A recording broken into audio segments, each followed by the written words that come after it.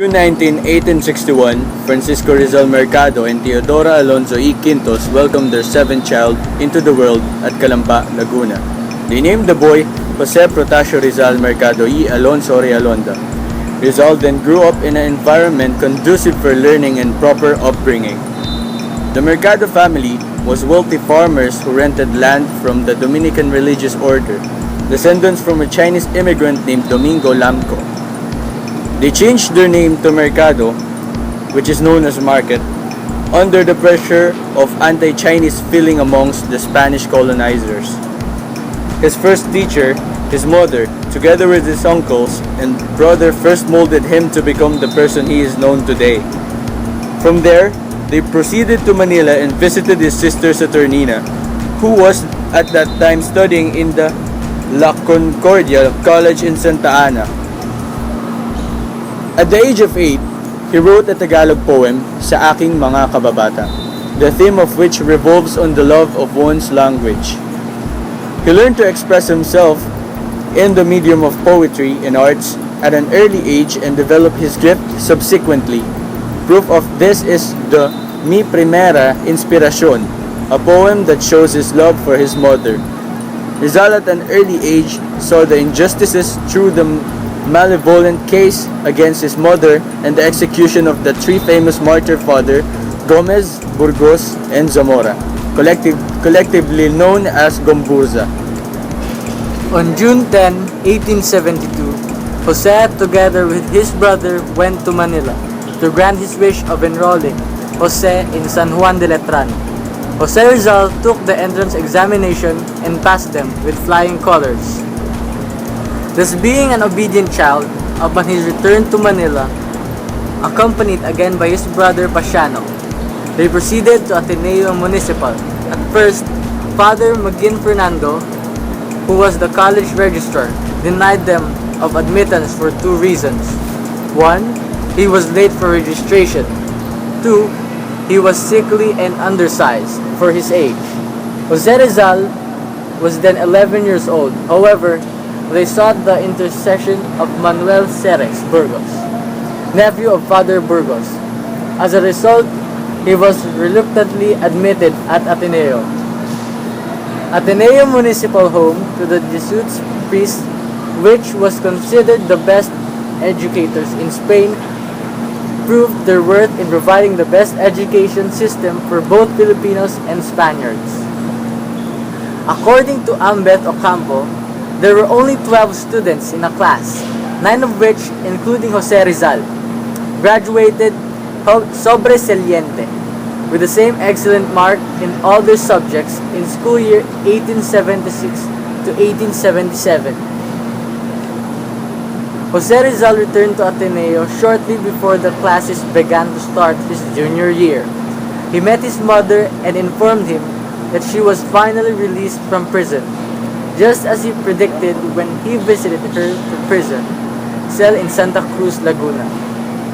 On 16 of June 1875, he became a boarder in Ateneo.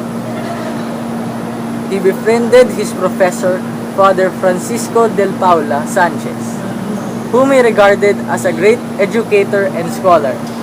He has inspired him to write poetry and to study harder. Father Sanchez recognized his God-given talents. Because of his inspirations and recognition given, he regarded the Jesuit professor as molded of uprightness, earnestness, and love for the advancement of his education. The Jesuits didn't fail to impress Jose Rizal and evoke him to venerate the Spanish culture and Catholicism. Consequently, he resumed his studies with vigor and dedication and topped all his classmates in all subjects and won 5 medals at the end of the school term. Jose Rizal Mercado graduated at the age of 16 with the highest honors. He took a postgraduate course there in land surveying. Rizal Mercado completed his surveyor's training in 1877 and passed the licensing exam in May 1878, but could not receive a license to practice because he was only 17 years 17 years old. He was granted a license in 1881 when he reached the age of majority.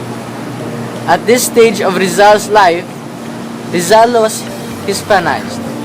The Jesuits' way of teaching, of enforcing discipline, as well as promoting a culture of learning inspired Rizal to great heights of achievement.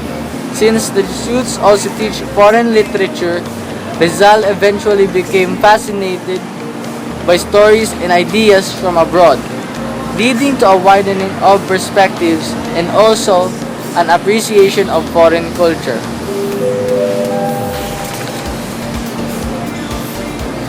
It was also during this time that Rizal wrote second poem, A la Juventud Filipina, a poem from his fellow Filipino youth. Rizal traveled to different parts of Europe, namely Berlin and Madrid. When Rizal set foot on those countries, he was amazed by the liberty, equality, and freedom that the residents of those countries were experiencing. People had the right to speak their minds and express themselves without restrictions from the church or government. Rizal was able to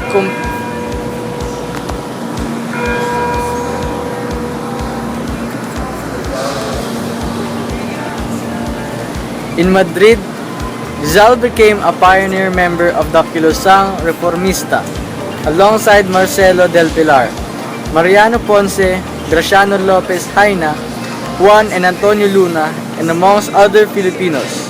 These gentlemen, originating from different provinces and cities where friar abuse were rampant, joined together and came to a resolve to ask for reforms to alleviate the condition of the Philippines and to weaken the hold of the friars.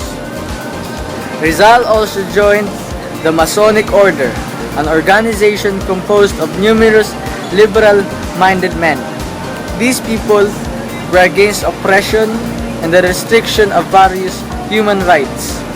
And like Rizal, the members of the Masonic Order are in approval of proposing for reforms for the Philippines.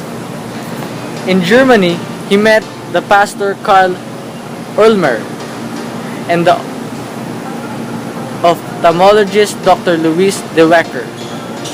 Both Germans became friends of Rizal.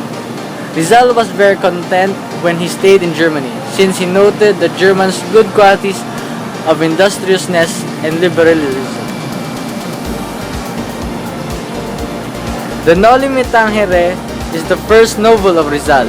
In this novel, he stated his idea that reforms are greater than any revolution, expressed by the immense character of Ibarra, overshadowing that of Elias. Rizal also expressed in this novel his anti-friar sentiments and reasoned throughout many passages in the novel that they are hindrance to progress. At this stage of Rizal's life, Rizal with Del Pilar and other Filipinos resolved that what he began to believe in UST was true, that the friars indeed are the ones oppressing the Filipino people, that it is true that the friars are the obstacle to progress, prosperity, and freedom. Rizal had high hopes for his plans or reform, and abhorred the thought of any revolution. Rizal believed that the reforms, once the friars have been weakened, will be undertaken by Spanish government. When Rizal was abroad in Madrid, in Berlin, he was constantly thinking about hope.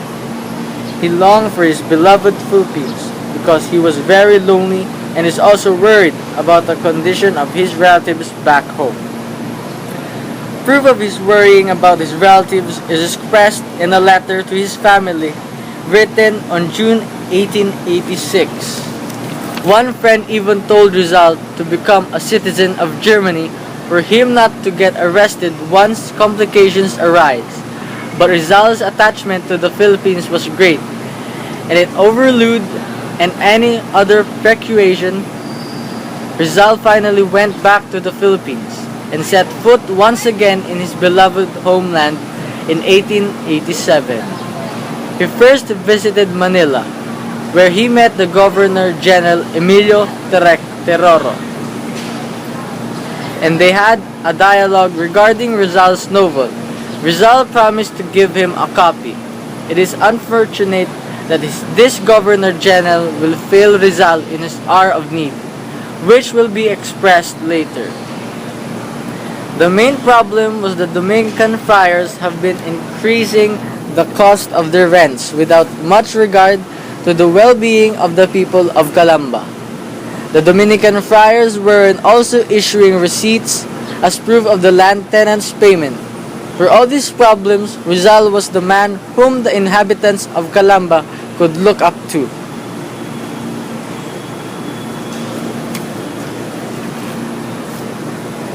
Rizal said his farewells to his family and friends at the year 1888, where he departed for Europe once again.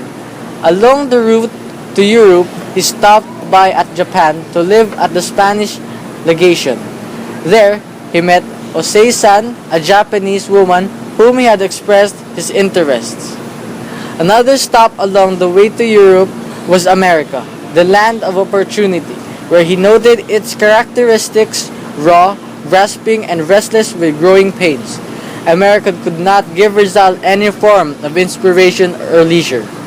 He once again departed, now abroad, the ship City of Rome, headed directly to London in Europe.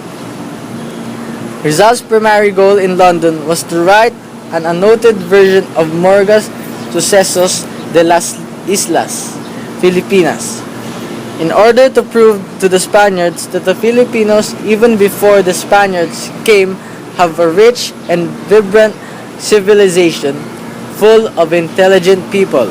After Rizal finished his annotated history of the Philippines, a new organization formed, the La Solidaridad, founded by Mr. Graciano Lopez Haina.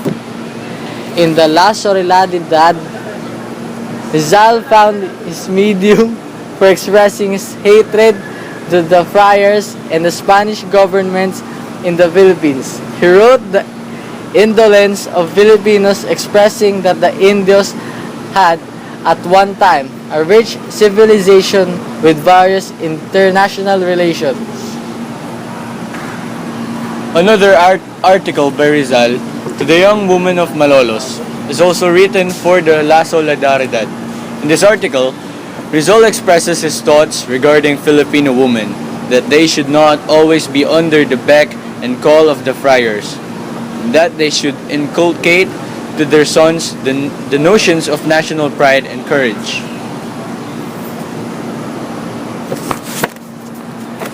The former work of Rizal in his second book